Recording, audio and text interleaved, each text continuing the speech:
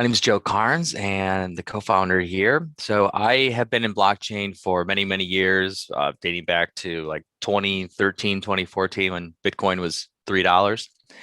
And I built mining rigs. I was really into crypto. I had 13 machines running in my basement at one time, and then got into um, banking. I have some finance background. I worked for Wells Fargo Bank.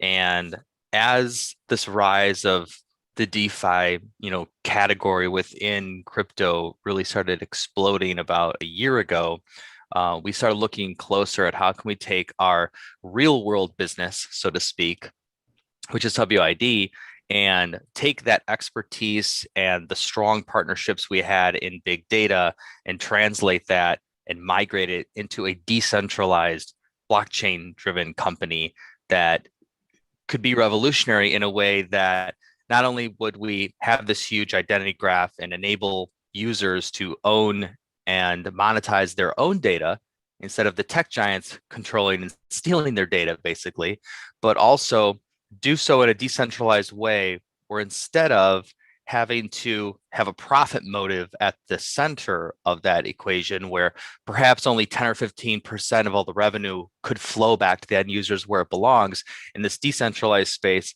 100% of the revenue can flow back to the end user. So that's what we set out to do, and we think we have the perfect recipe of, a big disruptive idea on the real big data company side, but using DeFi as the launch vehicle to get us to the moon. So what are the problems in the data industry that Swapp is actually happening to solve? Because data is a very complicated kind of like industry. There's so many owners and different layers to that. And that's a great question. And it's very easy to answer. So today you will see 100 ads, over 100 ads. Every single person on earth on average sees 100 ads per day, but you get paid zero. So the problem is you get paid zero. Okay. And so we take for granted the fact that we are the product for the tech giants and that we think we're getting these free tools and Gmail and stuff from them, but they're still making, $1.2 trillion per year collectively. And there's about 8 or 10 of these big bloated middlemen in the data economy. They stand between the advertisers who want to run ads to targeted audiences and us who are the product. So we have our own data, our tracking data, websites we go to, apps we have installed, things we do online, and people are just giving that away for free. And they don't even understand how much value that is. So that is the problem. And what we solve is taking those big bloated middlemen in between us and the advertisers and that $1.2 trillion per year in the data monetization industry and break it up, just like what Uber did to the taxi cab industry. They completely turned it upside down because instead of having cab unions charging huge fees for medallions that have to go on taxi cabs and all that bloated middlemen stuff, we remove that and we simply connect the end user who has the data in your phone and for you to simply install, authorize, and earn. So it's actually very similar to what Brave browser does. I don't know if you use Brave, but they built it off of the Chrome interface. So it's like Chrome browser, but it blocks all the ads and they say, hey, just do what you normally would be doing and we'll start paying you tokens. And the way that they're doing that is for people who press a button in the browser and say, yes, I accept you to show me some ads, as long as it's within reason. As long as you see a few ads a day, they start paying you in their Ethereum-based token, similar to what we would be doing. So in our system, it's a much wider ecosystem because with Brave, they're only tracking what you're doing in that browser. In our ecosystem, users install the smartphone app, they'll see a list of their social media accounts, bank accounts, credit card accounts, anything they have that they feel comfortable opting in to share, they can authorize those. And that means that they are fully opting in to share with us an encrypted version of a much wider range of data that our graph then layers on top of each other, which means that ultimately this won't just be the first decentralized identity graph in the world. It will be the largest, bigger than Facebook, bigger than Google, because they only have their sources to pull from, and they can try and create other partnerships and things. But ours is fully opted in. So they use these sneaky tactics to try and get people's data, whereas ours, the only reason someone would install our app is knowing that they're entering into basically a deal where they're naming Swapp as their licensed data broker, essentially. And it all happens, automatically with the smart contract. That's essentially what's happening. They install, they authorize their accounts, and then they start earning tokens in exchange for their data. And they're earning the equivalent of 100% of the data monetization revenue. We're not standing in the middle of it, because this is now totally decentralized, and everyone in the community that owns these tokens is now participating in the ownership and utility of the ecosystem. Yeah, couple things additional. For the people currently at Hobby ID, we see that every day we receive, as every other data management company, from our partners, or they receive from us, what people search on the internet, what you talk, your Siri, and every voice search optimization, or these features in the marketing comes out just because this tracked information about the person is so much right now. You get as a data management company, and then you compile it, sell it to brands. Hey, yesterday he talked about Nike. Here's your guy. He wants Nike. Go advertise him. Now, why, if person wouldn't exist, that data wouldn't be there. And this market of $1.4 trillion market wouldn't be in place when these huge data management companies, Google's, Facebook's, everybody monetizing over it. And why a person shouldn't be getting compensated? I am the raw material. Why wouldn't I get paid? I am doing my search. I am talking about it. I am bringing that to you. Some can argue, as Joe said, hey, we are giving you free product. Oh, that free product doesn't cost anything in comparison what you are making. It's from that standpoint. And besides that, put the monetization aside. What about my privacy rights? What about I don't want anybody sell my data? Right. There is no tool exists to do that. That's the Swapp comes into play. So how does that work? So it would be any kind of like information or any kind of like apps on my phone only, or on my computer? Let's say you install the app here on your phone. You get a permission notification, location service, and then you enter the information. If app is the free, in most cases, I would say 98% of the cases, that app is free because they are collecting location data, they are collecting different types of verified data on your phone, and they are going to sell it in the different marketplaces. You can go to any marketplace, you can see Outlook app, you can see any app. Just tell me any app, I can show you where to buy the data about that app legally. And you signing your rights to them when you are installing it. In Swapp, you're gonna select the Swapp as a data, your legal guardian of your data rights. And we have a reserve, even if any company doesn't want to comply with that, we can sue them with that reserved money. So to protect your data rights. Can I show my screen? This picture sums it all up, and it makes it very easy to understand. Yeah. Can I show my screen? I need the rights. Now we're talking about rights. Let's do it. Are you giving him consent now? Yeah. All right. So can you see the screen here? Mm-hmm. So this picture kind of says it all. This is what a user would see when they log in. And in each country, it's going to be a little bit different, because obviously not all these US banks and things, credit cards, American Express, are in all the countries, may have your local bank there. But the idea is the same.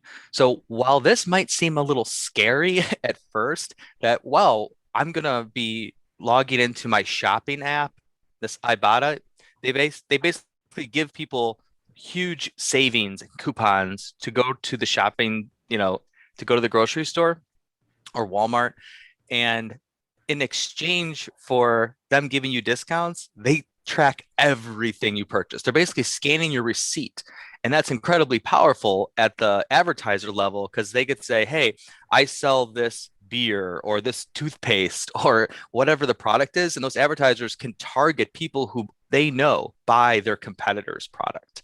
So they're in market to buy that particular product. So that shopping app alone, if someone connects this, then yes, you're sharing what that company is collecting on you. But instead of you earning nothing, you then get put into the equation, the earning equation of these apps. So even though it's kind of scary to think about all these companies are tracking you, well, they are. And so therefore, since they're tracking you already, wouldn't it be better to start getting paid for that? Now, there's going to be some percentage of people who just don't want to be tracked at all. We don't think it's going to be very many because people like getting paid. So it's probably going to be somewhere like 5, 10, maybe 12% of people that want to use our app for the opposite reason. So if a user installs it and they don't want to have anything to do with this and they want to say, you know what, just forget me, I want to become invisible, they can press a button and it doesn't connect to any of these and instead sends a signal to the global opt-out databases that control GDPR and all these other things. And it erases them or it puts them on like the do not call list of emailing and tracking. So that may not be a permanent fix, but that is the most privacy protecting way that we can help users become as invisible as possible and be tracked as little as possible. So there's two options when you log in. Also, and additionally, I want to mention first quick thing here. Adoption of this app, while people knows it, how you will come, since we are selling all that data on each person, every data management company, usually have on average 200 pieces of data. And then when you will verify your account, we're going to pre-fill all that information there. You just need to verify and to say which one is which, is yours or not. And after that one, you can control that data or you can monetize it. Additionally, we will have browser extensions where all your behavior, now instead of abc.com selling your data, behavior data, now you will be owner of it. You can sell it through the Swapp, that data, and monetize it. If you have a company, you want to monetize company data as well. In that case, you can do in your profile company section. When it comes to this controlling the data, in Europe, it's really highly they're regulated. They're a front runner in this one. They have in Estonia, in different countries, I mean, if you send even one email without permission, your servers are going to get blocked. Firsthand, I know it because we have ESP as well for our clients. Couple times it happened, clients sent the email to the European audience. Our servers got blocked just from the standpoint that how control this, because that person one time comes back and says, hey, I never signed up for this one. Now server providing company has an obligation investigate. First they are blocking, then investigating, then you have to prove that no, you didn't, he was signed up, or I'm gonna penalize my client, all these things. So they really taking it seriously. Right. But here in the US, all those data centers are available, but nobody controls it. I can also see the phone contacts. For example, do you collect the phone contacts? And when I sign up or when I download the app, what kind of information do I have to put in? Is it enabled by phone number, or is it enabled by phone or the email address? And then it is, I mean, you don't need, we already, as soon as you put your email address, it will send you verification. We already have your phone number and the email address. Right. But so it's just a verifier. First and foremost is the device ID or MAID that recognizes the device itself and the phone number. And that's the most unique thing about a person, because you could have 2 or 3 email addresses. Most people do. So we look at the device first. The other reason why it's important to look at the device first is to stop scammers from abusing the system. So imagine if you could create a bot that made it look like you had 10,000 phones. So that's why focusing on the device ID first is how you're initially authenticated. No different than when you install Telegram on your phone or any app or even like a blockchain type wallet. It's linked to that device first. Right. And so all of this information that would be passed is totally encrypted or hashed. So again, it seems scary to give away your phone contacts, but people don't even realize this. When you use Gmail, all your contacts are going to Google. And when you, if you've ever like installed LinkedIn, right? even LinkedIn, all your business contacts are actually that LinkedIn app scans your phone and looks at all of your contacts and says, oh, who do you know in LinkedIn? And they're positioning it in a way that sounds friendly. Like, hey, let's see who you know on LinkedIn. But what that really is doing is giving them all your contacts. And onboarding them as a new, basically, users, if they're not, select all of them, invite them, or all these things are bringing to the point that, yep, you're pretending that you are doing it good for me and to try and connect me with everybody. But in reality, you are trying to get more people to collect more data and then launch a advertising platform inside it that, it's for advertisers. You can order, run campaigns. Right. So when anyone looks at this, it's like this part is the shock. It's the reality check of the state of the union as far as privacy and data goes, which is a little scary. So that's why it's important to kind of first educate ourselves on how this ecosystem works today, so you can best determine how you want to use the app. Is it to become invisible, or is it to monetize your data and start getting paid? No, this is great. So my question is also, how about the voice kind of like apps, audio apps like WhatsApp or Telegram or even like Clubhouse? Or does, for example, Swapp listen or collects the data, kind of like the voice data, if it's, for example, if I'm talking on a phone or even the surrounding, No. And so, how about the WhatsApp? How about the Telegram? So we can so we have to use the legitimate API connections and fields made available to us from these partners. And they don't share all of the information because some of it they want to keep secret and proprietary to their platforms.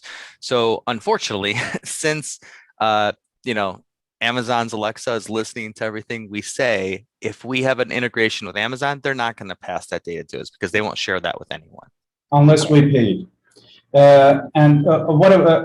Let's talk about Fitbit, your all health data. What you're running, your Apple Watch and everything else, collecting all that data. But in reality, that data, you can log in from here to your Fitbit account. It will synchronize it. You can see the different, even not just the collecting data, you can use those indicators here to check some different, what was your heartbeat or other things. On the interface, you can see it. Besides that one, it will be compiling it the way that first you have a control. Second, if you choose to monetize, you can monetize, you can earn money out of it. And coming to the Alexa's, WhatsApp even says on last their privacy change, they also mentioned it. They were pressured to mention it. Facebook said, we are analyzing your data and then sending it to the Facebook in order to retarget you back with the ads. And same thing with the Alexa, same thing with the Siri. I mean, well, sometimes maybe you have come across, you talk about not typing, not searching anything, you just talk about something, and then you start seeing it. It is because Siri actively listening. I've actually experienced once I was thinking about something. And literally, I have seen that, but I don't know what kind of apps is actually measuring my brain interference data. So that's also not quite yet. That might be right there. We don't know yet. That's scary. No, this is great. And how, as a user, can I monetize this data? So I give out all this on the app, and then I collect, perhaps, or I give permission and collect token. And how does that work? Very simple. So the slogan is install, authorize, earn. That's it. Right. So once you authenticate these accounts that you have already, if that's what you choose to do as a user to monetize your data, that starts feeding that data into the database, and the pipes will be connected already to funnel that to these big data exchange partners that all the big data companies use. And we have an unfair advantage, so to speak, that in our real world data company, HubUID, we've already formed all these partnerships. So whereas there are some apps out there that kind of try and do this, they're starting from zero. They don't have any of these partnerships. They're basically just starting with no users and trying to work their way up. But when you start with no users, there's no big data buyers that want to even talk to you. You have to be in the millions of users already. So we have been working on this. We've been in the data business for years, forming those solid partnerships. So all we're doing with this, as we sort of decentralize the data company, is to connect the pipes to the existing strong partnerships. And so the data monetization revenue will start flowing fairly quickly. And that's where it gets into this really cool, autonomous type blockchain thing, where we can't pay, nor do we want to pay the users in US dollars or euros. They need to get paid in our tokens. So that's the first time you see the swap token, is that you authorize this, and in your wallet, in the app, you start receiving swap tokens as your rewards. And they're like any ERC20 token. They could be exchanged on Uniswap or anything you'd like. But it's unique how those are minted. So our system isn't creating them from nothing. Right now, today's the first day of our 30-day launch.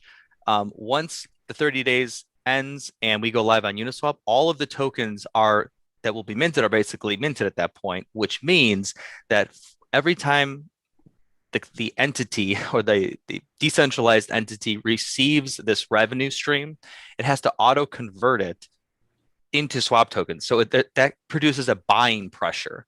So that's one way of a number of ways that the token price is supported, stabilized, and should theoretically go up over time, is that there's this additional constant buying pressure of the token through the data monetization that's being generated from this app, just simply to do that conversion and to issue the rewards due to the end users.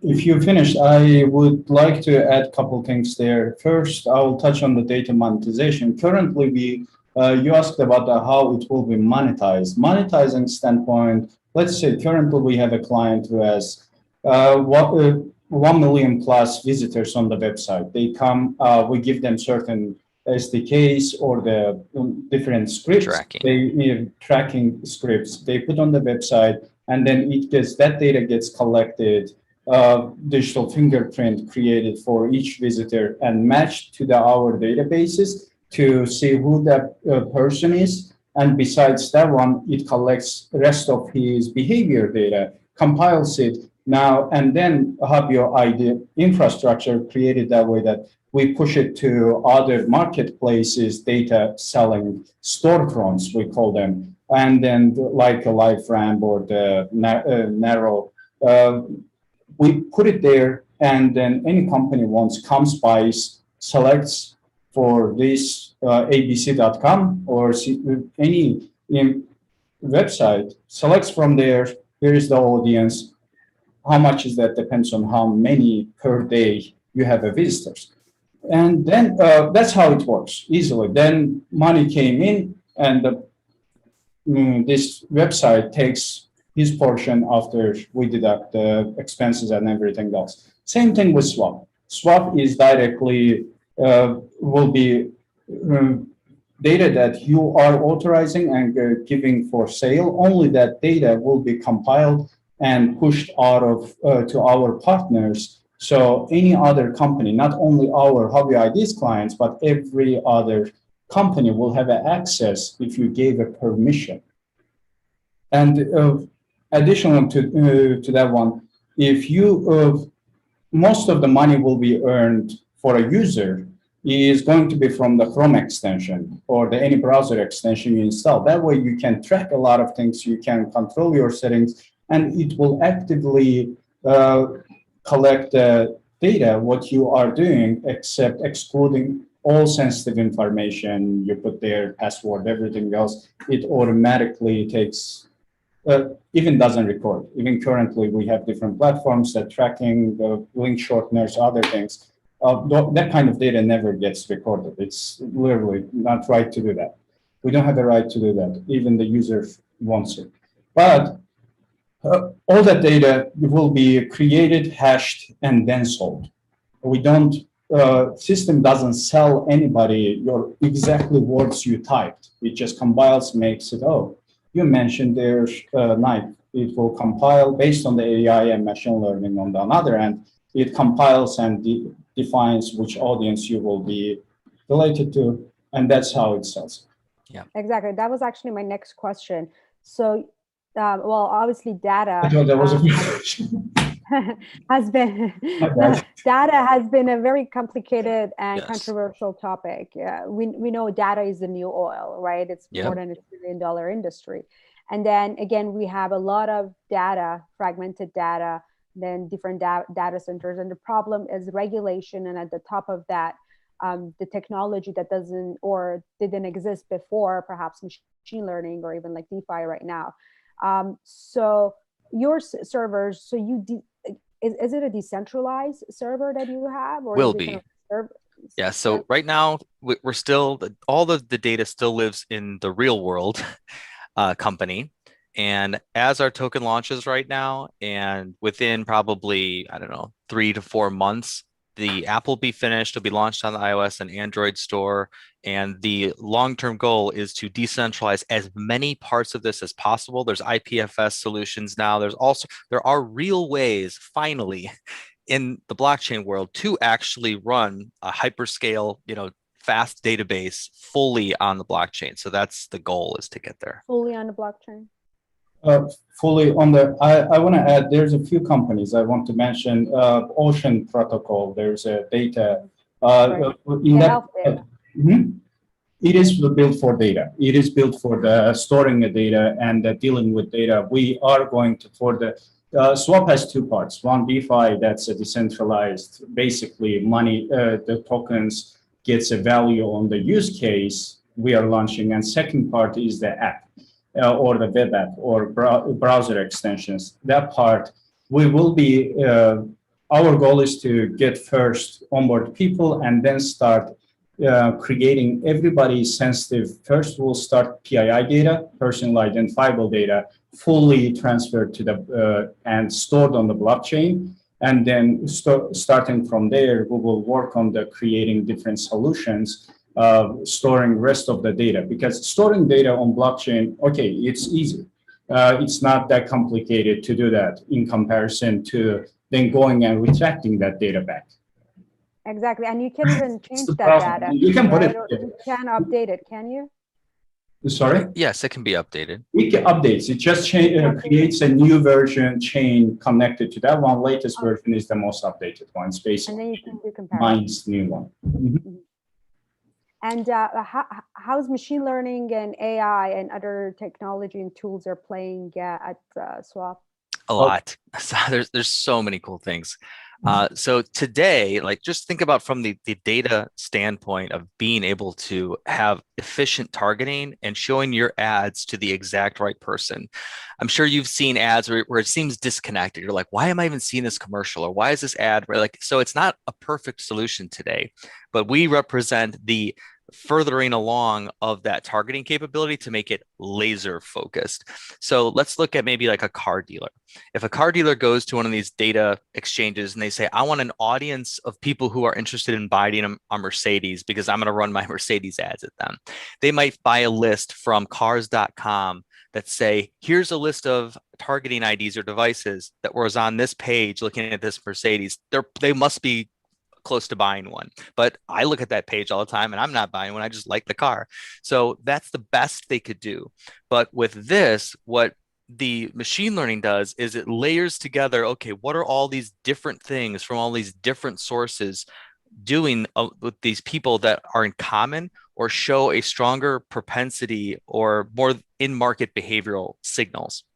So imagine instead of having just knowing the person was on this car website, to know that they were on the car website this many times within this many days on these different browsers, and they just had their credit pulled that we know from TransUnion at a Mercedes dealership yesterday, and the GPS location that they voluntarily gave us from their device shows that their phone was at a Mercedes dealership yesterday. So there's all these different things that the machine learning can figure out by looking at the end results and then going back and seeing what did these people have in common? What were they doing? Right. You just mentioned that. I remembered something. McDonald's is actually using that right now. So then they can track your GPS and they can track obviously your profile. And once you are close to one of the locations of McDonald's, just all of a sudden a deal or a coupon shows up in your screen that, this is crazy. Exactly. And I want to mention one thing. I mean, people who's watching this or will be maybe, and then from that standpoint, that don't get scared. Swap is not going to do it just because, like, to do all these crazy things and learn everything about you. No, we already do it from the different angle. We connect with all 5-6 hour vendors, but at the same time, we get that information.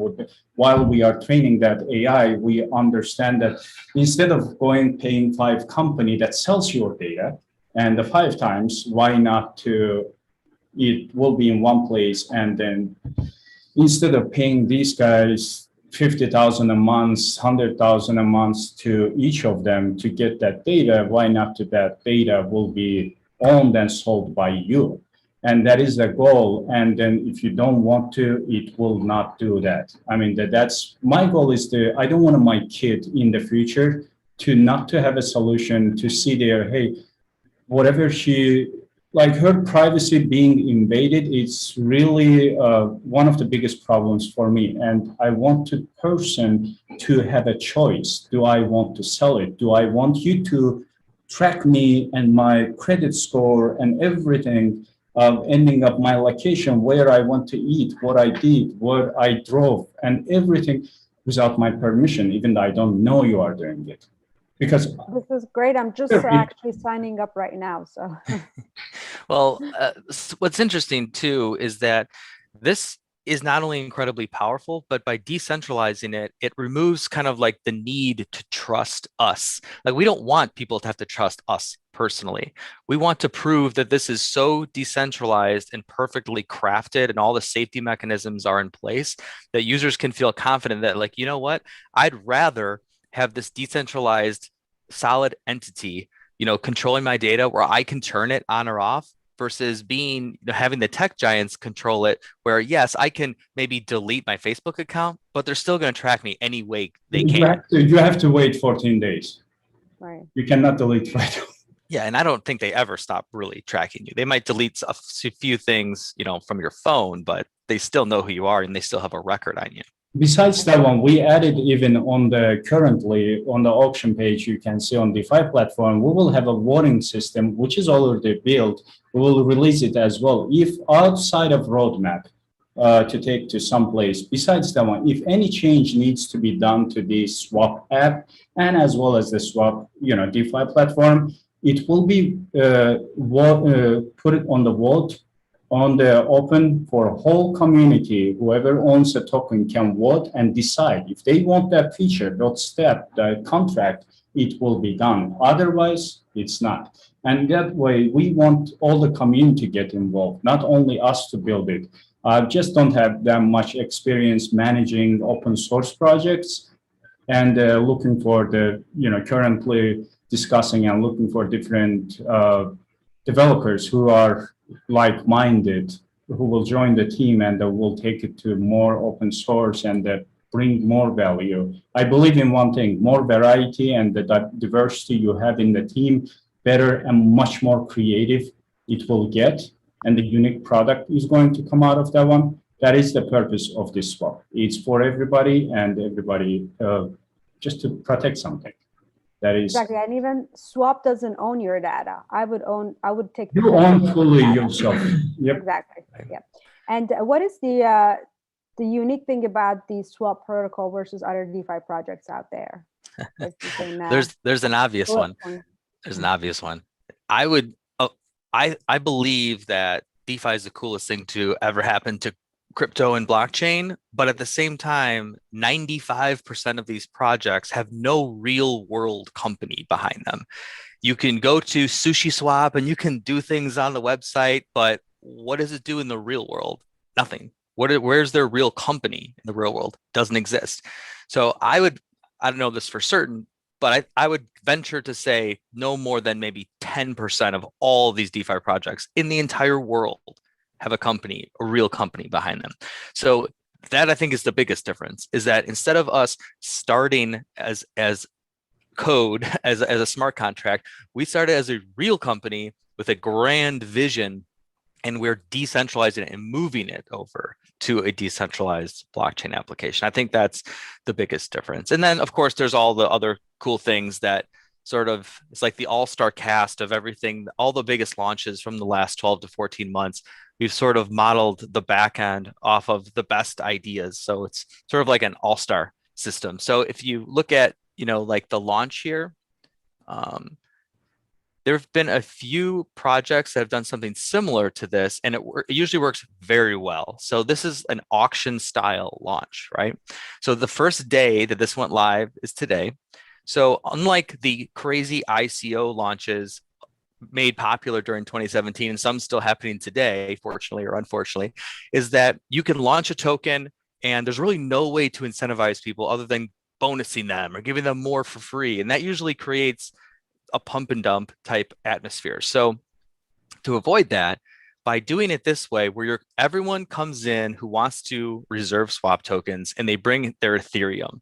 So if I were to go to reserve on today, I can deposit ETH and reserve a certain number of swap tokens. And this is known as a 100% fair launch, because if I come in with $50 or I come in with $5 million, the person, everyone in day one gets averaged based on your percentage of ETH that you put in. So if 5 million tokens will be issued today, by the end of today, your percentage of ETH compared to the total amount of ETH is exactly how many of those 5 million tokens you'll get.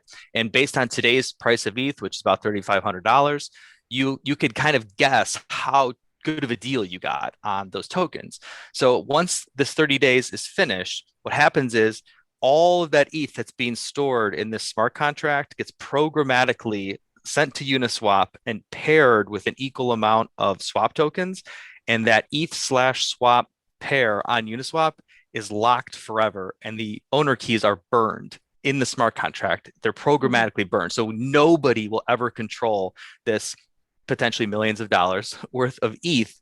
And that does a couple cool things. It locks the liquidity pool forever. The 0.3% trading fees that any pool on Uniswap earns can't be taken out. So that actually grows the pool, the value of the pool, without even any trading activity going on. And that produces what's known as a price floor.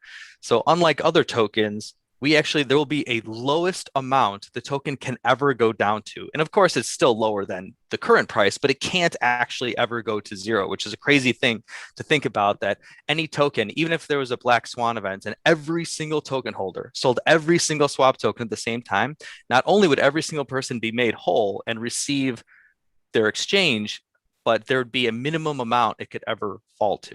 So there's lots of these cool things that we can make possible because of modeling the launch this way, and to start out with this big pile of ETH that's actually supporting the value of the swap token from day one. Right. And we're just talking about the first layer. I mean, as the project is developing, we will see different layers coming out. So yeah. Can you show, even though we blocked it, burn page and as well as the pools? Here, for example, since the tokens I don't like something to be a lot, honestly. I mean, from that standpoint, we will, since Swap is going to automatically buy using a transaction fees and the other initial revenue sources that gets generated, will be buying and burning almost half of its tokens over the next year and a half, max 2 years. We are trying to get there. Half of its tokens. Besides that one, it will additionally do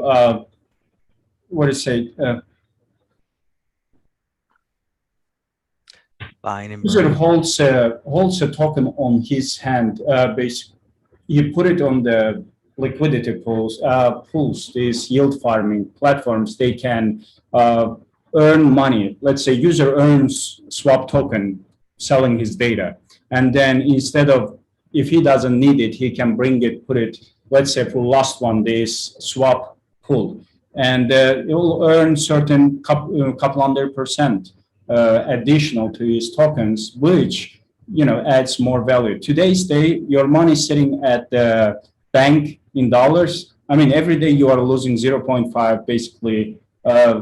Your value of your token annually goes down 0.5%. And you actually losing keeping it at the bank, unless banks are changing the different model. Yeah. So there are more features I'm sort of going to be there for this auction. Everybody can, you don't need to, for example, invest money. You can click referral link and create your referral link tied to your wallet and share it. Your influencer, you can earn 10% of the whatever amount will be invested through that link during the auction. And at the end of the auction, you will claim it. And in previous projects who use this model, some influencers have earned somewhere between $50,000 to $258,000 just during that 40 days. So basically, it's an exchange data. We're talking about, yep. And is it going to be also acting as a SaaS? So then a company could subscribe, and since it is encrypted data, so then users like me, I can sell my data, for example, if LinkedIn wants to get in, just like get some analysis, right? Or not exactly. So that is covered. It's kept secret by design for privacy reasons. So when the user clicks to authenticate, it'll just have a screen pop up and it's like, okay, log into your LinkedIn account. Okay, do you accept to share your data with Swapp? Yes. Once that's authenticated, that the data just flows through the system. Like you don't see any of it, but there will be fields in your profile. Right. So as those fields, that the data that is passed is updated, and you can see like, okay, is this your name? So like if a woman's last name changed because they got married, that might be wrong in the database. Maybe because our data might not be as updated as what they just did getting married last week, as one example. So she could update her name if that isn't correct, if the middle initial is wrong, whatever. So you do have some insight into the data that is into your profile that's living on the blockchain, but you don't see like a real stream of, what's being passed. Besides that one, I want to mention, I'm sorry, Azam. Let's say you have your email address. And over time, we have a feature that will come on the stage 3. On each of your data, you will see which company you connected using that data and which company is selling it without your permission, or which company is using it for what purposes. All this will be done through the APIs. The day we will release the single sign-on feature, you can sign up for any services, different places using your Swap ID. Right. And that is the eventual where it takes that in one place, now you can control what they are going to sell and do you want to pass it to them or not. Right. So go ahead. Sorry. You asked about kind of what the DeFi side can do. So this screen might be a little hard to see. I'll make it bigger. So there's 3 staking pools, and this will be unlocked after day 30 of our 30-day sort of pre-sale launch that we start today. So on June 8th is sort of the launch day where the token goes live on Uniswap, and these other features, the DeFi type stuff on the website, should be launched. So pool number 1 is purely a stablecoin pool. And each of these are sort of like decentralized finance products for 3 different risk tolerances. So someone who maybe is new with crypto, or they want to dip their toe in the water, or maybe a big institutional investor that doesn't want the price volatility of being in any token that can change. They can just be in USDC, Tether, DAI, or synthetic USD, all stable coins, and you can deposit any variety, any amount of those 4 into this pool. You'll see that the colors represent my share in the total pool balance, and receive rewards in the form of swap tokens.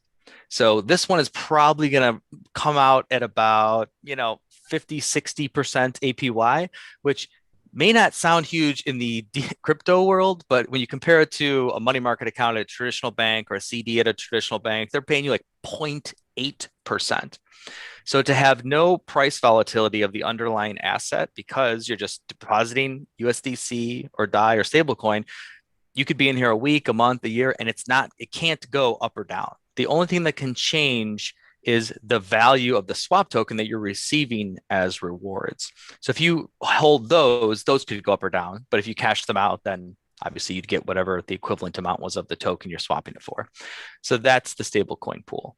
Right. And does the number of permissions for different apps that I provide would add to the value of or the number of the tokens that I receive? Like the higher the number of the apps that give permission? Yes. So that question pertains to the smartphone side, and I'll address that shortly, but it's important to realize that these two systems are totally separate from one another, right.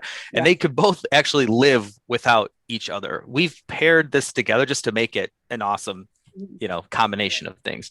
So to answer your question, yes, each person receives a different amount of swap tokens depending on the value of their activity.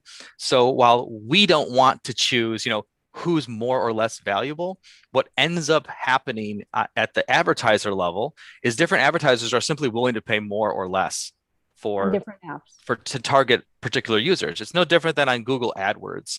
If you type in, if you're a personal injury attorney or a DUI attorney, they pay $200 a click for one click on when they run their ads on AdWords versus someone selling, an app might be paying $1 per click. So what's the difference between one person paying $200 a click and one person paying $1 a click is the attorney could earn millions of dollars if he gets one case from what comes from those ads. So any advertiser in the real world is weighing out their risk versus reward and how much they're willing to pay to target someone. Okay. So if you are a user and you install the Swapp app and you're just the average person who goes to the average websites, you're going to get an average amount of swap tokens. If you're a high net worth individual and it's detected that you're looking at, a Ferrari website or you're looking at yachts to buy, there's going to be signals that indicate at the advertiser level, like, hey, this is a person that's worth more to advertise to. And therefore, there's going to be more high-end advertisers paying higher dollar amounts to advertise to you. They're going to pay more to have you in a list. To advertise to. So therefore, if that generates more dollar revenue and that gets auto converted to swap tokens, then you will receive more swap tokens. So then would Swap would be transparent to provide that kind of like activity or that kind of like analysis to the users that perhaps it could be noted. Me as a user that I would understand how the model works. And if, for example, it's also kind of like incentivizing me that, for example, if I follow these kind of like steps or if I download these apps and if I increase my activity, for example, from 20% to 70%, I might actually earn more, even though my data is being protected. Would that be also something that you guys are looking for? That could open the door to people performing fake behaviors to try and game the system. It's really not that much more in the grand scheme of things because advertisers pay for banner ad impressions in CPM or cost per mil. So for every 1,000 banner impressions, they're paying a few pennies. So even though the CPM rate to run an ad to someone looking at Mercedes is much higher than running an ad to look at someone who's looking for a sale at Walmart, it's much more expensive for the advertiser, but for the end user, that might be worth like an extra 0.2 cents. So it's not a huge difference. But if everything you look at and everything you do and you land on checkout pages and receipt pages of Amazon for high ticket items, there's ways to prove that you actually purchased stuff, not just looked at it, and that's going to be worth more. Go ahead. One quick answer on that one, because of each piece of the data has a different price, because email has different price than your behavior data, or how many times you use the internet, what kind of things you search, and what audiences you are getting into. Each even audience has different price. And from that standpoint, yes, the long story short, the plan is to show on the designs and the front ends we have already built that user will be able to see while you are activating, giving a permissions, it will show approximately, but not exact, approximately if somebody would purchase full your data profile, which is oftenly happens for data analytics, for even retargeting to AI machine, machine learning algorithms, the companies are buying it before they get into analyzing this. If assuming one company buys full profile of each person to understand if this person living in this zip code, and in that case, how much your data will bring you each time it gets sold. Sold means through API, they will come take a copy of it. That's all. But any PII data, nothing will be sold. Even if you want to sell your personal information, where it's illegal first, and second, everything will be hashed, even your email addresses. Right. And while you were saying that, something came to my mind. It's obviously aggregated algorithms, right? Are you also looking into that when you were thinking of Swapp? Obviously, like Facebook algorithms and like YouTube, Amazon, and how they actually react and collect versus how you guys are designing or looking into monetizing that. So the data sources won't share that proprietary information with us, but we have the luxury of creating our own sort of recipe or algorithm of what dictates the ideal person to show any ad to. And that, like most machine learning, is reverse engineered. You take a group of people who ended up purchasing something and trace back all the places they went to before that and find things in common. They all looked at this website and 82% looked at this website. And I have an interesting story. So Zillow did this, the huge real estate website. They did an analysis of what the number one thing that everyone who ended up buying a house, one website that like 80% of people looked at before ended up buying the house, and none of these data companies had this one website as part of their algorithm or recipe. And you know what that one website was? The sex offender website. It's the website you go to where you can type in an address and see if there's any registered sex offenders who live around where you're going to. So imagine if you have kids, you can look at a lot of different houses, but what ended up happening is before they actually put an offer on that house, they check to see if there's any sex offenders around there because they have young kids or, whatever. So that's what machine learning and reverse engineering can uncover, is what paths people take to get to a purchase. Yeah, that's one good point to show most companies to doing it, reverse engineering everything. Here, since you said we are not going to have, through even you verify your different accounts, different platforms, all the information they give. Therefore, that's the reason for you to install the browser extension in order us to see, you can provide that data yourself, that what I did on the Amazon, what I did here, what I did in this, which kind of things I looked at. And then all those, it will start creating different, basically, models to identify what ends up happening at the end, because all things like aggregated under one roof, just using that extension will help everybody, you to earn more money, and as well as the algorithms to be much more cleaner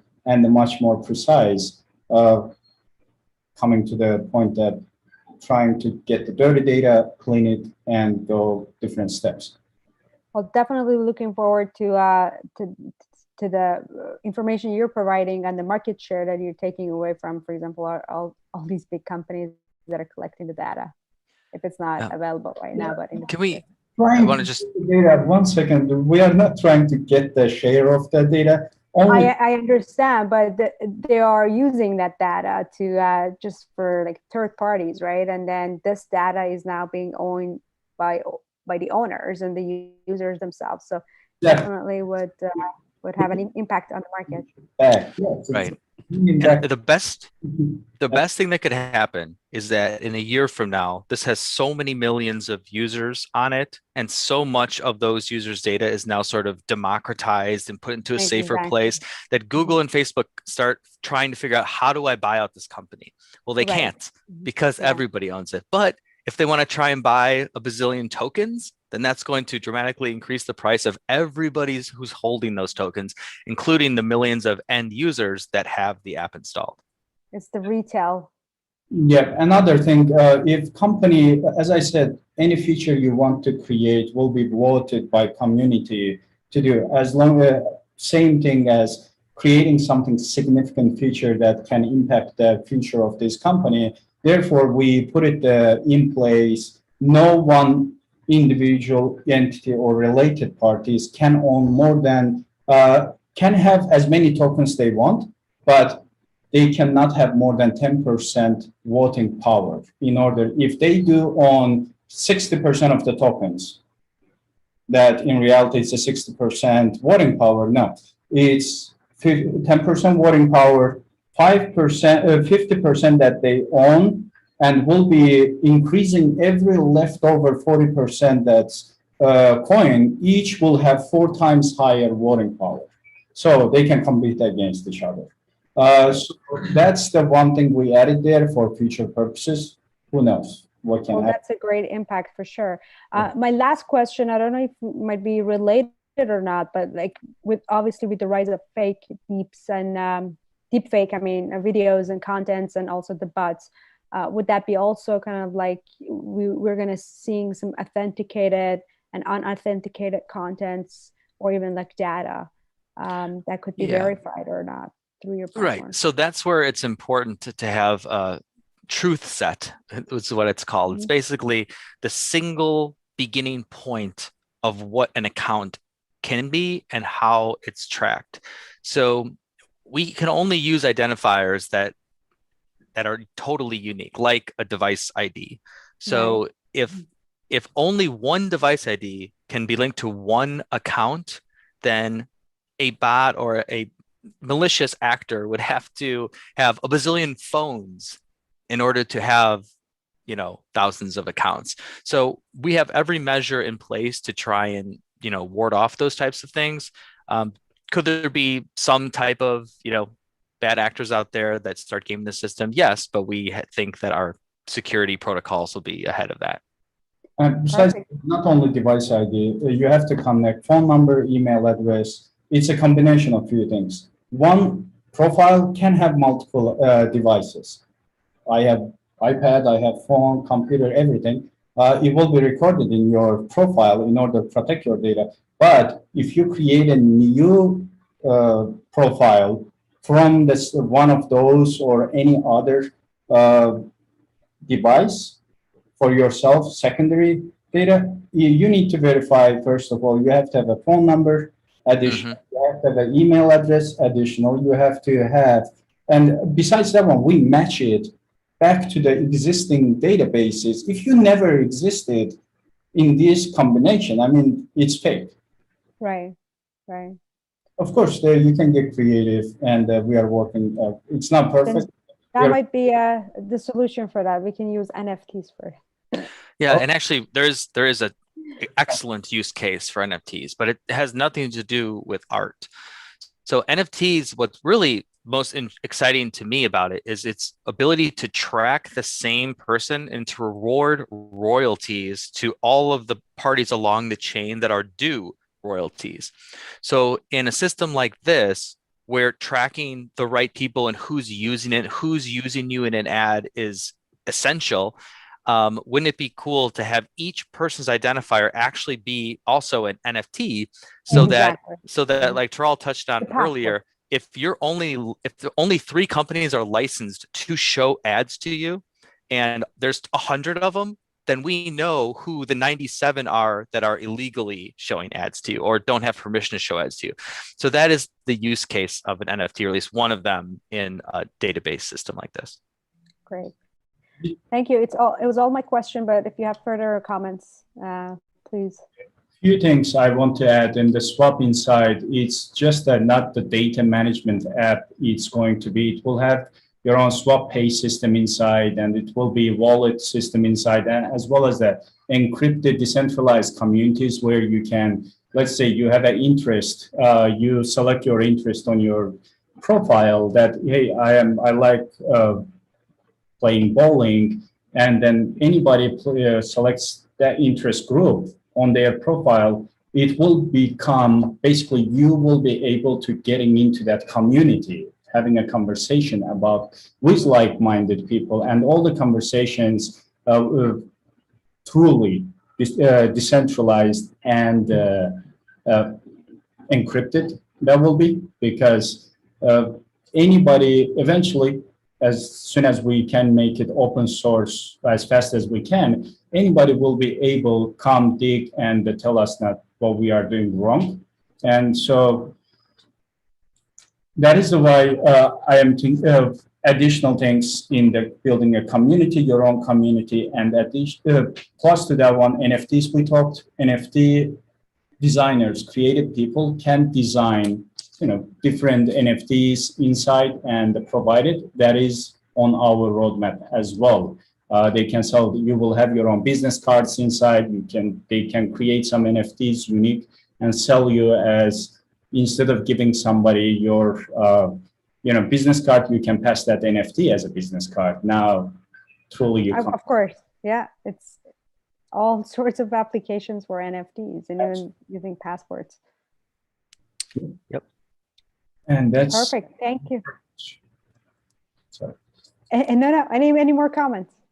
Yeah, I want to thank you just for your time and taking the time and discussing all this, and hopefully it will be very informative for the audience. And well, I actually learned a lot for sure, and definitely looking forward to the lunch.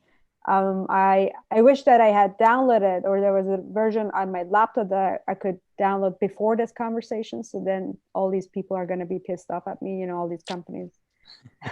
No, so what? Because now they've realized that we all have been discussing about them. So right. So just want to let everyone know that today is the first day of launch. So anyone who's interested in reserving swap tokens could come to swap.org and click on Get Tokens, or you can come directly here, which is dap.swap.ee. And day one is right here. So all you need is a MetaMask wallet and ETH, and you can get tokens. Sounds great. Sounds good. Yeah, thank you. Thank you. It's a really great project. I can see there's so much that you can scale it up with different layers out there. I was just thinking, I mean, since obviously I have 4 or 5 devices, right? And if because it's kind of an exchange that you guys are using, a data exchange, and why not using or asking people for their passports? For example, all these wallets and exchanges that we sign up, they all require a passport. So then you can just uniquely have only one person to be identified to that. I don't know how it could go with the kind of legal aspect of it with your company. But also, and I was thinking that perhaps you can also add another feature on the platform that I would collect all these tokens, and if I want to convert them to Ethereum or not, but then I would just loan them to you guys, and then I would earn interest, and then perhaps you can have kind of monetize that one in another way. Yep. So we have that here. So I mentioned this first pool is for stable coins. So if you have USDC or DAI or Tether or synthetic USD today, you can lend them or deposit them, stake them on the swap platform and earn interest. If you have Bitcoin, I mean the swap token itself, so then it could add value, or it would increase the price of the token itself, not just lend out swap tokens. Yeah.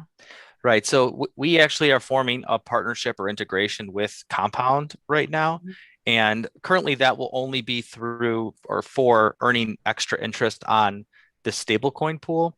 But as Swap becomes more popular and is in more circulation, it's very likely that Compound, Venus, maybe even Coinbase start offering or adding the swap token as a collateral option. Besides, I want to mention one thing. Your data, let's say you need $5,000 today, and then all of the year you are using Swap. And we know that per month you approximately earn from your data around $1,000 with your company data and everything else, your browser extension. And using that, since everything is verified and you are a Swap user, you need a $5,000. And then you will be able collateralizing your 6 months earning or the 12 months earning, half of each earning, and taking that 5,000 ahead of time if you are holding other assets here. It's like a crypto cash advance loan. Exactly. And another thing, all these globalists, I mean, I'm not against climate change, but this is off the record, right? We finished the interview. So like all these globalists are talking about climate change and how much we are contributing to the environment in terms of emission and so forth, but they never talked about like how much data we are producing per day or even like per seconds, right? And imagine if we look at this way, it's also another contribution to the climate change or whatever that they call. But I mean, that would be a really great, consumer ads for you guys if you want to use that. Yeah, I mean, like, but then I don't know how much data we produce per day. Like obviously it's like tons of data. It's tons. And imagine how could that be? But also, what is the application for the health data? Because health data is very. I work with another project. There are kind of like encrypt the health data, like genetic data and so forth. But obviously, when it comes to working with all these like silos of data or even like the data owners, like different layers come, the governments, local, like so for example, within one country, even like within EU, we have GDPR. Each country in the EU is managing their own health data. It's unique. And then you go, for example, to the Netherlands, the hospital owns the data. And then you go to the hospital, there's so much complications there. The professors that are doing research, for example, in pathology, neurology, and genetic, DNA sequencing, they all have, like legacy data. They don't even use that. They don't even know how to do that because they have to convert it to VCH files or whatever that they have to convert. So what is this, like you guys also offer a solution to that, or that would be completely different thing? So we want your record in Swap, your profile, to be the single source globally for everything about you, because the more that you authorize to put in there, it's being safely stored on the blockchain, and everyone. I don't own that data. That's the problem. The hospital owns that data. So today there are certain accounts that will plug into a third-party application like the one we're building. And so the first step to get to where you want to be, and we want to be in there too, is to have maybe the first big insurance companies that have some connector that enables other systems in a safe way to communicate. That would be the most obvious first place to start.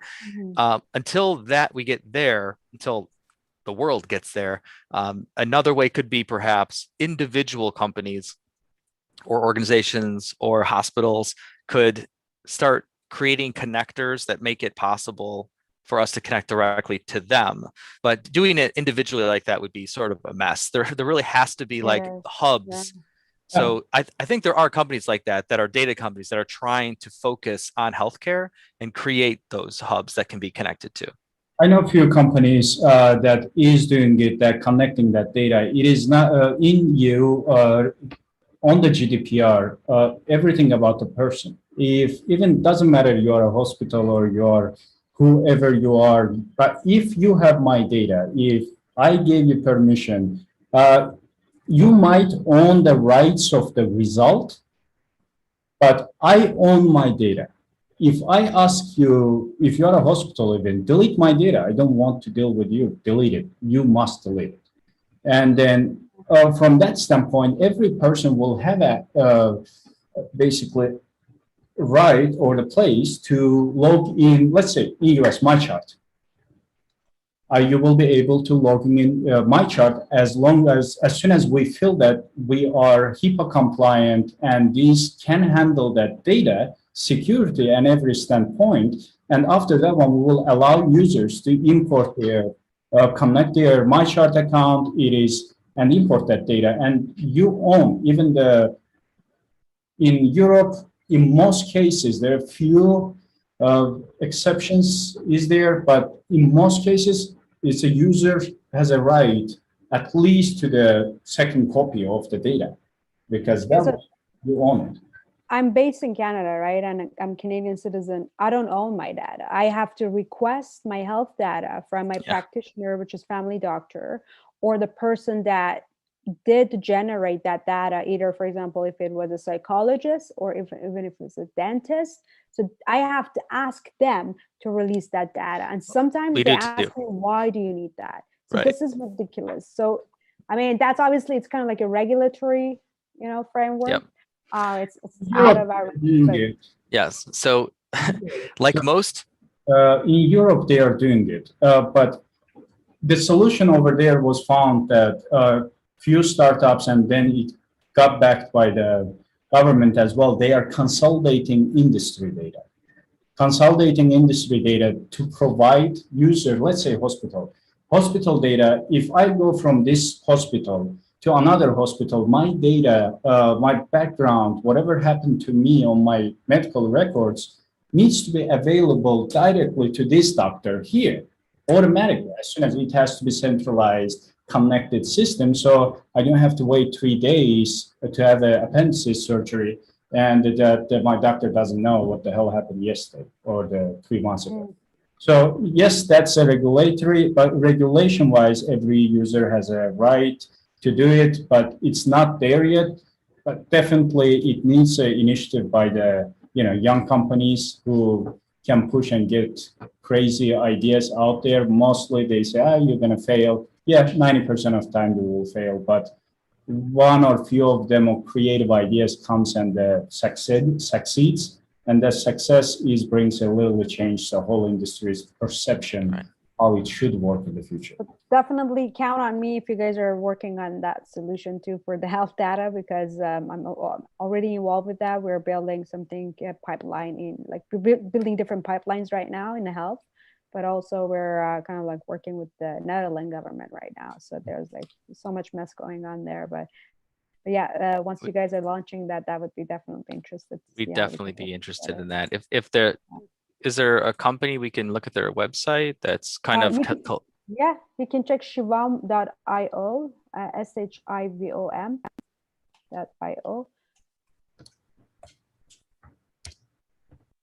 And we're also getting into NFTs, so health data, NFT like DNA. They are getting into NFTs?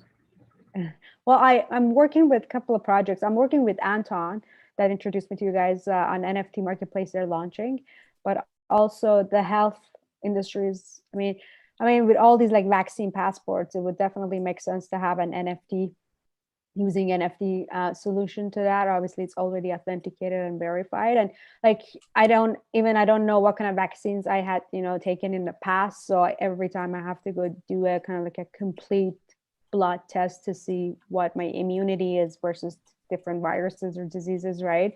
But with NFT, I already know how, like, for example, what my vaccination, not just for COVID itself, but like, for example, for chickenpox or any other kind of like other stuff. So obviously there's like so much solution or so much application or use cases for NFTs in the healthcare, or even like every industry. But the main purpose is with this company building a kind of like a marketplace for the data, and they also have their own token. Basically, they want to be the health care token, that could kind of like take over the kind of like the economy that is managing the health data. But it's kind of like a breakthrough, but it's also comes with a lot of challenges for sure. But it would be interesting to see perhaps if we can do a kind of a collaboration with you guys.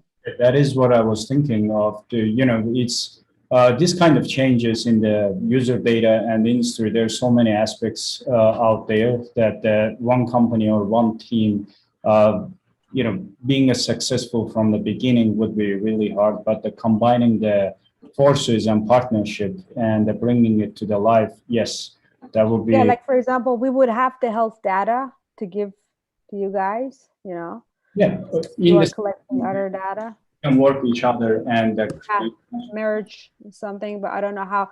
So obviously you have to work on the token economics, but like, there's also another discussion that they might kind of like create a new system for the token economics that they, because we launched back in 2017, 2018.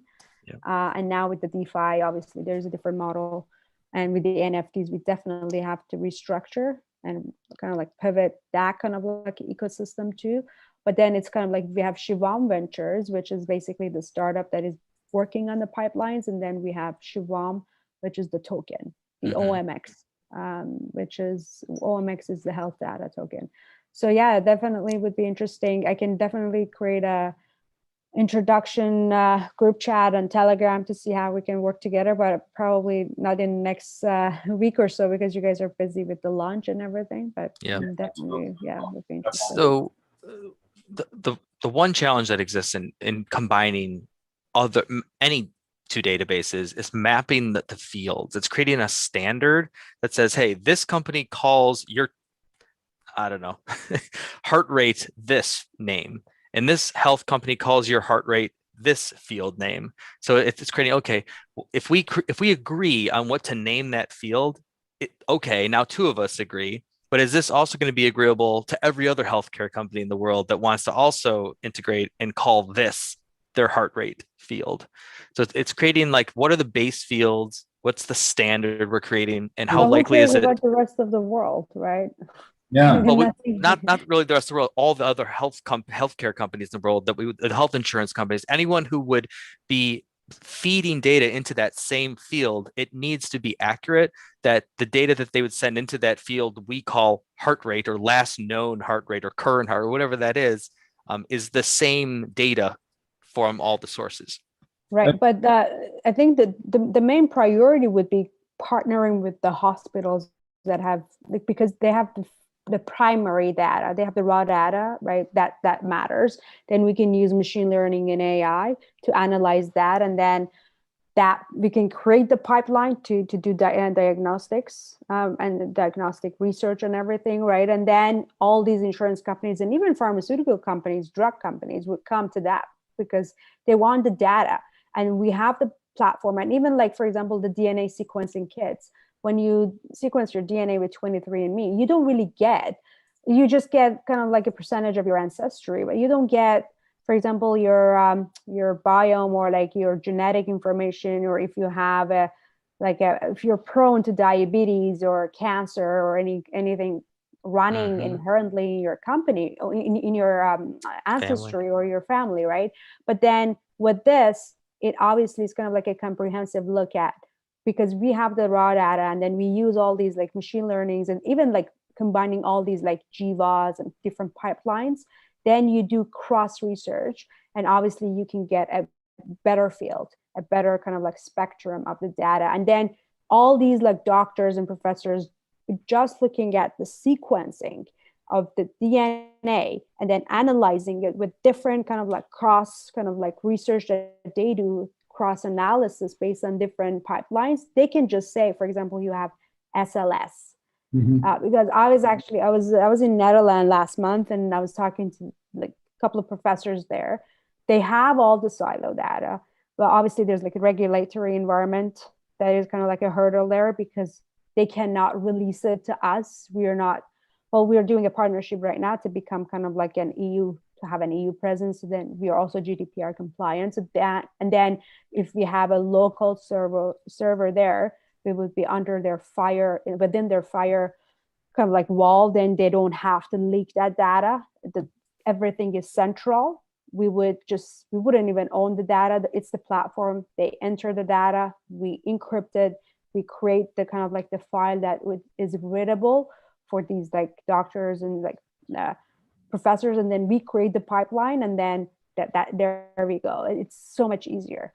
But then it's just like so much process, right? So, but then insurance companies, how do they get the data? I don't know. I don't even care, because I'm going to the source of the data that is actually, because they have labs they have the patients, they have the cancer patients, that they collect the data immediately there. It's fresh, and I can just onboard it on the server there. That is kind of like, my computer. I have a presence there, and then it's boom. Insurance would come to me and ask for that data, right? Cool. Because I don't even know how old the insurance, like the data that they're owning or holding on to, how old it is. Because with the healthcare, I mean, like not with the genetic, because your genetic data doesn't change, but with the other healthcare information, the data changes all the time. That's why you have to have a track record. Like, for example, if you did your blood pressure yesterday, doctor recommends you do it today at the same time, or like tomorrow. We need that, right? And that's a cool thing about one of our integrations on our roadmap is to integrate with Fitbit and with Apple Watch. And imagine your profile knowing in real time, like, wow, his heart rate's really high, and it looks like he just went to the doctor and these things were found. Putting that information together could actually give you like real time, understanding of this person is going to have a heart attack soon or something. Exactly. And also we're working with athletes, right? So we have like, well, two years ago, we were working with this like Olympic athlete, and he was also saying like what kind of problems they have, and they have to do like, because he's a professional athlete, a runner, like 2 times, I think, gold winner, but then they have to do weekly blood tests. And this is not really, I mean, it's not, because the whole like thing changes and it's not sustainable for them. They need a better system, and they need a better track. Like they use like Excel sheets, right? You don't really need that. You need algorithm, because these guys are professionals, and at the same time you need that data to be anonymized, because it's so competitive. If for example, like Mayweather is boxing against Mike Tyson, if he knows what his performance is before the match, they can always change that. Like it's all about like competitivity and all these like competition too, and even like this same diet, what kind of diet these guys are. They're like they're very, very kind of like cautious of releasing that data. But then imagine that data has been being anonymized, and then you can compare all these athletes' performance against each other, but even we don't know who's who, but it adds up. It adds a lot to the to that industry, which is multi-billion-dollar industry. Or even like we were talking to a diet company based in San Francisco, by like the guy is a very influential, like he's been in opera and everything, one of the founder, and they do like kind of like white label solution, but at the same time they're using a lot of like AI for kind of like creating the customized like diet. Yeah, AI. Yeah. Well, and that data is very important. I think they partner with one of the biggest gym in the US. I don't know what the name is.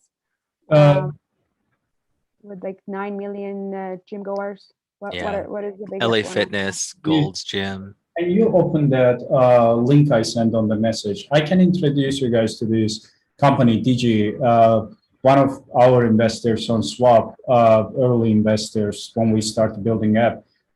They are investing in this company. I know these guys from UK, and this company is consolidated all the, if you download this app, available on the App Store as well, you will see what data they have available, and then where you can log in. All US my charts, everything else, you log in, they compile that data. Now another apps, there's another healthcare analytics app that builds on top of the data that they are collecting with the user connects here, and for control purpose only. No, they don't give basically money or anything to you. Just you see what's going on, where's all your data in one place. They just added the social medias, everything else, but they are well known. They got really good investment last year for the healthcare side. They're located, and then you said it's not possible to do, but because you as a company coming to that hospital from outside is not possible. But if the user, everybody else will come connect their data source, doesn't matter healthcare or anything, as long as this is HIPAA compliant. Yeah, the problem is they don't own it. Like in for example, like in the Netherlands, you don't own it. Hospital owns it, and hospital doesn't release it. But I think there's a difference. Like Yeah. I think there's a difference and a little bit of a misunderstanding. We, even in the US, I have to go request my health records and like sign a Right. form and everything. But once I have it, I do own it because I'm holding it. So I think that's then, the difference. Yeah, I totally get it. But then imagine how hard it is to educate people. You know, I have to tell them, can you request that from your government? And for example, case in the Netherlands, we have a lot of issues. First of all, they're not really ambitious. I mean, the ecosystem is not like, and then they don't speak English. I mean, they speak English, but mostly Dutch. And then they were like, who are you?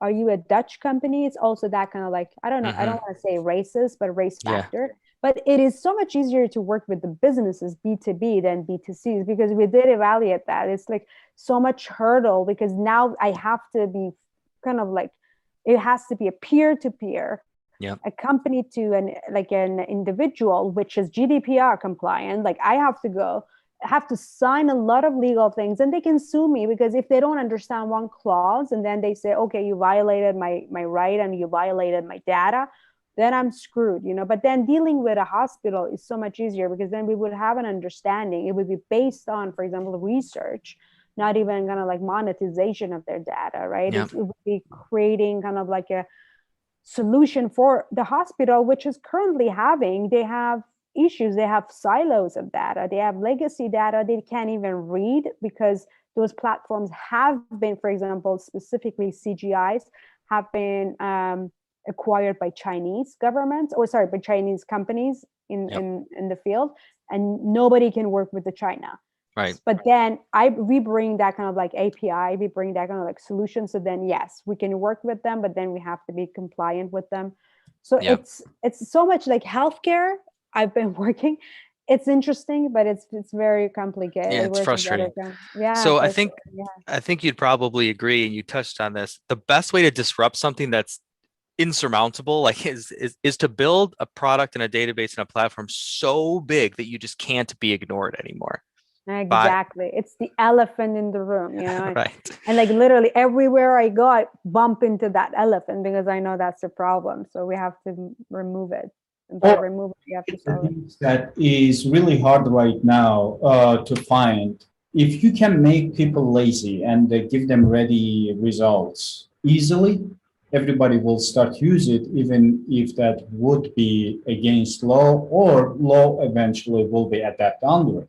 Like take it from every successful company, every successful platform that was launched made us some way, somehow lazier. Exactly. It made more lazier. It's gonna be, I'm gonna use it more, and that's all.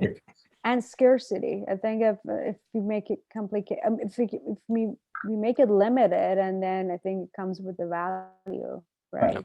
And the more mysterious it is. I mean, look at people are buying Dogecoin.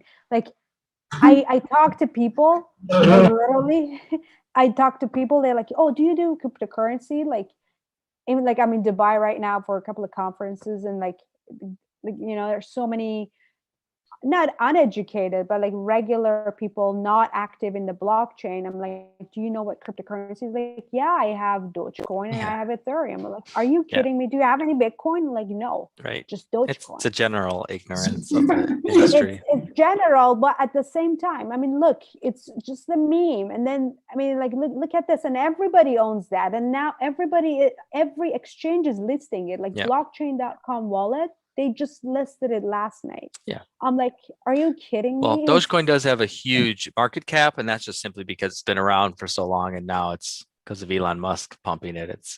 I think it could crash 90% on Monday. Well, I doubt it, because it's just keep going up. And as long as he's bringing that concept, we're going to the moon, and we're bringing, you know, Shiba dog there, so probably it's gonna go to the moon. Question about this platform. Yeah, sure.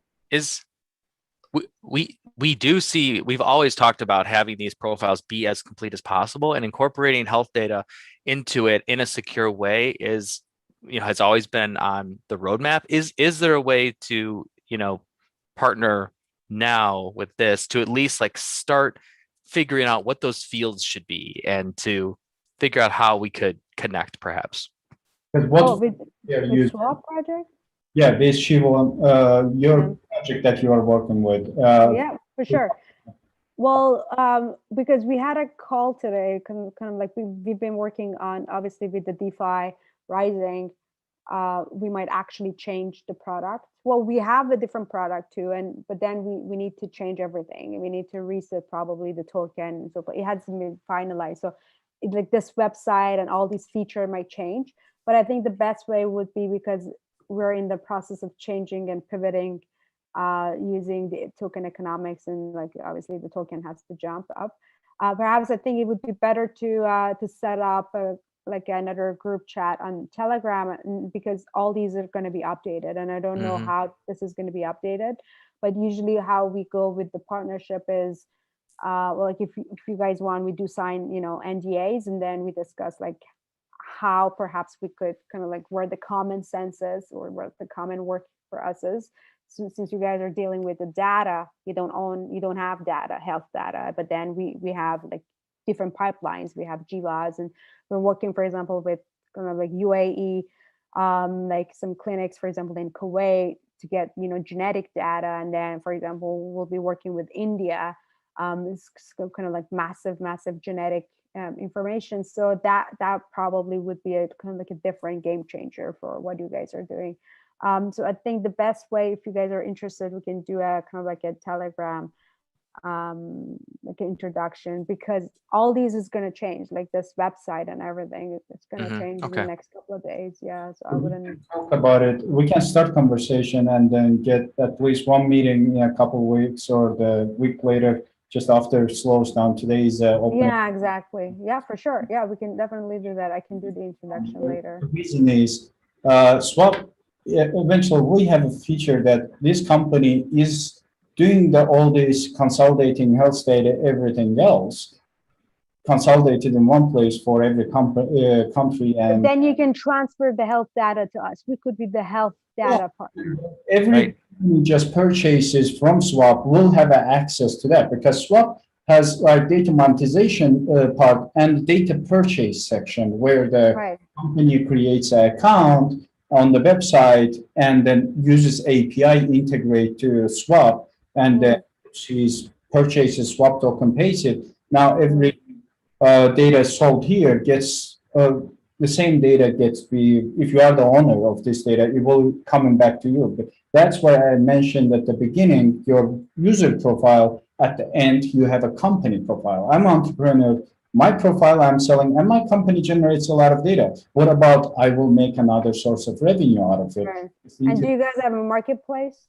Yes. No. Will Do be you have a marketplace? Third stage, probably January, will be opening that. But then we have a marketplace, so we can merge the marketplace. You don't have to build or reinvent it. So then you can. There's a lot of the and then then the tokens could. But I think the most important thing would be that how we can work on the token economics to kind of like create. Obviously, you have swap token, and then you have OMX token, which is going to be changing, obviously with different structure. So I think the most important thing would be how can we work around how the token might be affected here, and like how to kind of like create that kind of like utility. There's a couple ways. Someone could earn two, or we could have an exchange occur where we're basically purchasing the equivalent value of your token programmatically, and then that gets burned, and then they receive the equivalent in Swap, or vice versa. Exactly. And if you guys are interested in the NFTs, you don't really have to reinvent that. Working with another company that they already are providing white label solutions, so then you can just use that, and then also their platform. We're launching a couple of NFTs.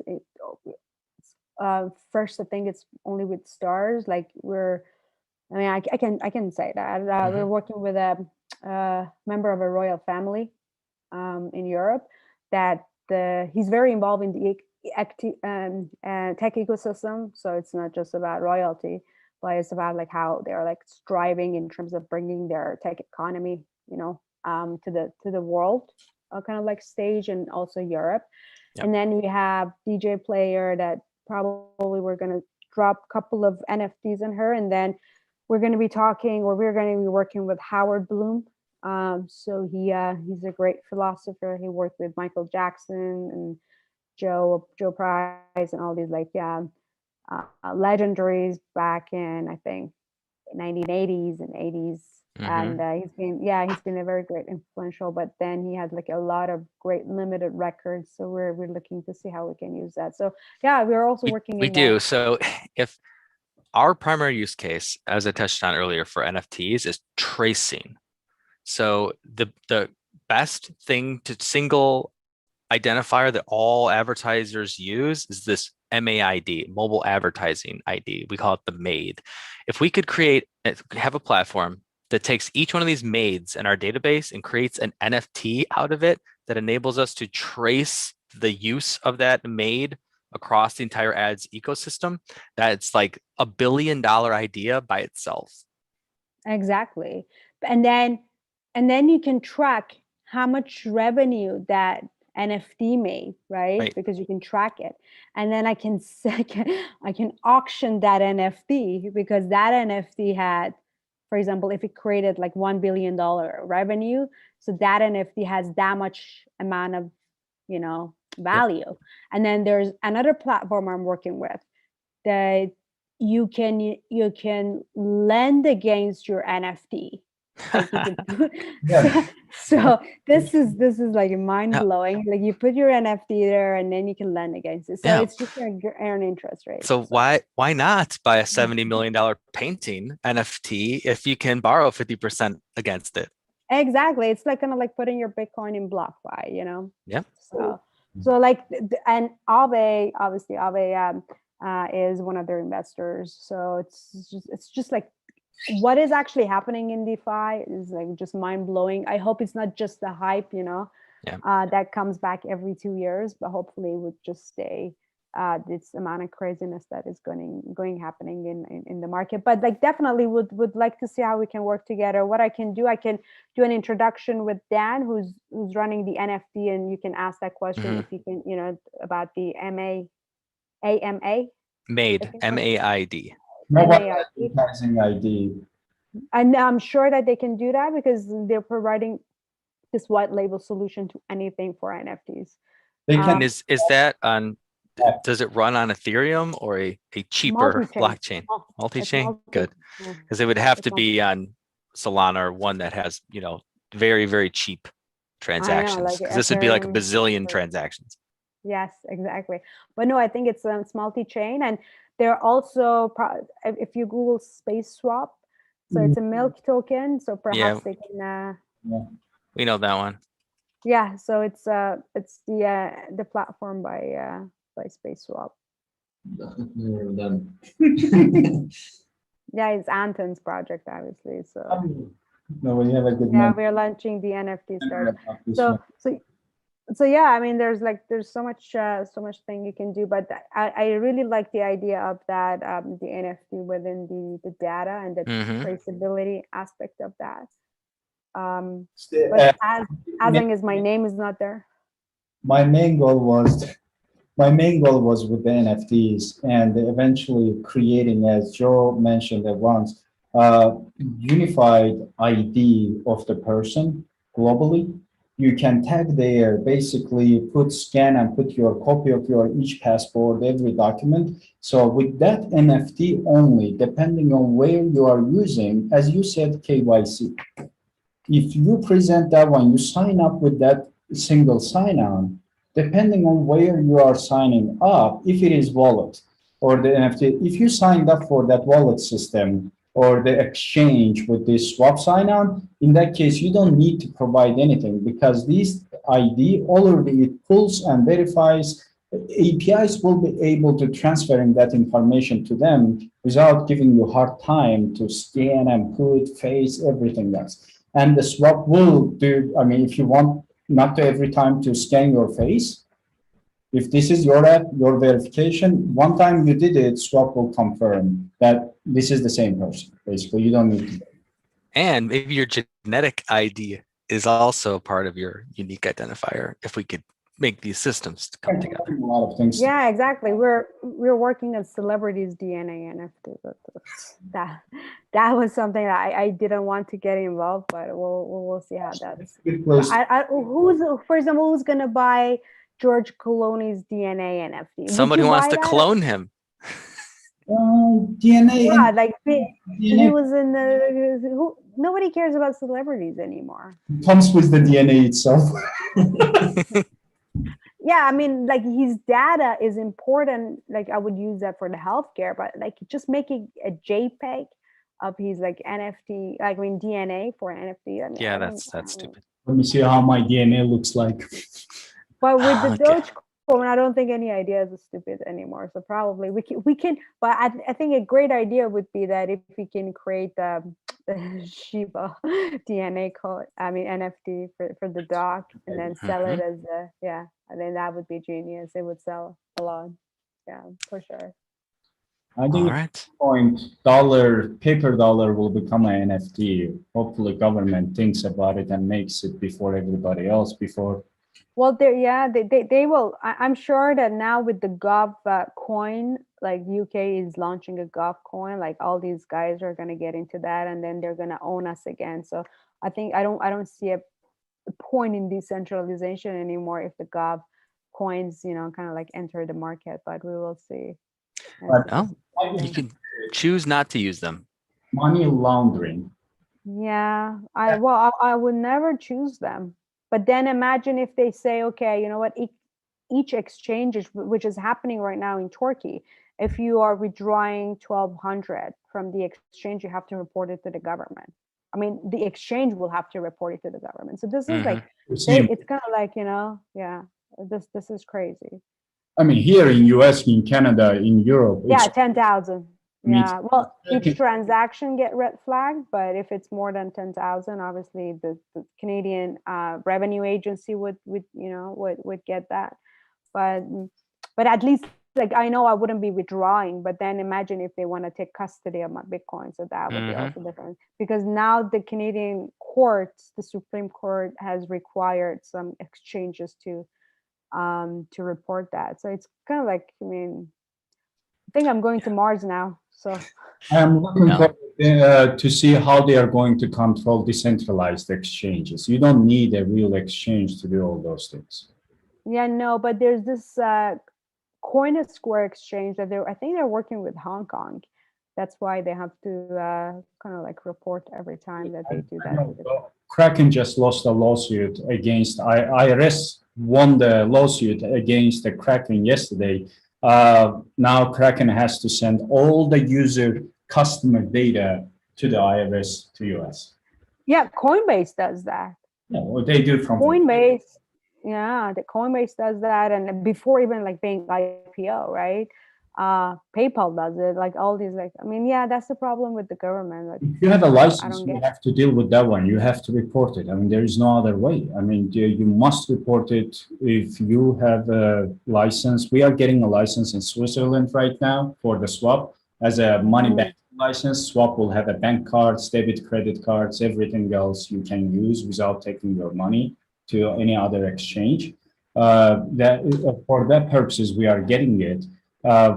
Already it's kind of first week of the June, second week of the June, will be transferred legally everything from Estonia to Switzerland based on that license.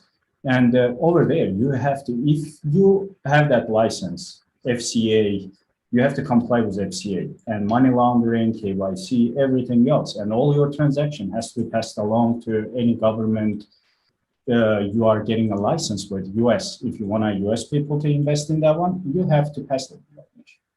Yeah, exactly. And so that was another question. Where are you guys based in? I mean, like legally, you've been incorporated in Tallinn. Estonia? Yeah. Estonia?